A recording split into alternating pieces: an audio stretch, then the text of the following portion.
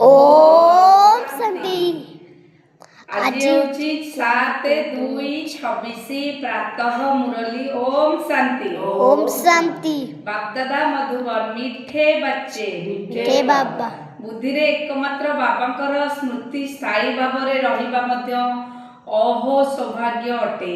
प्रश्न जेउ पिला मानकर सेवा करिबार शौक थिबो सेमानकर लक्षण किपरि होइथिबो? उत्तर सेमाने मुखरे ज्ञान शुणाइबा बिना रही पारिबे नाही। सेमाने आत्मिक सेवारे निजर हड्डी हड्डी अर्थात सर्वस्व स्वाहा करिदेबे।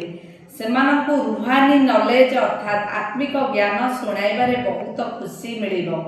खुशी रे ही नाचुथिबे। सेमाने निज ठारू बड़ मानकु बहुत सम्मान देउथिबे एवं सेमानक ठारू शिखुथिबे।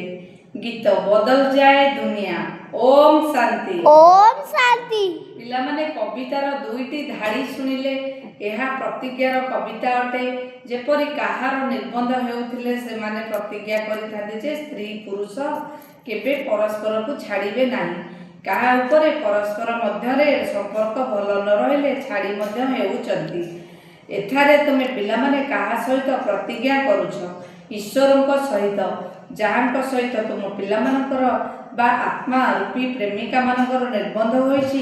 किंतु एभଳି बाबा जे कि विश्वर मालिक करूछंती ताकू भी छाड़ी देउछंती। एठारे तुमे पिला माने बाबांको सम्मुखरे बसिछ, ताले तुमको विश्वर मालिक बाबा करूछंती ना नहीं? जानिछ जे एबे बेगतर बापदादा आसीछंती।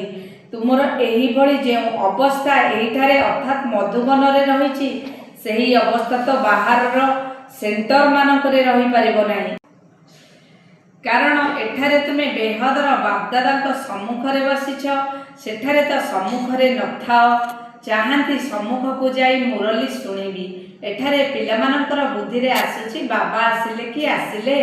जेपरि अन्य सब सत्संग रहिछि सेठारे सेमाने भाबी थांती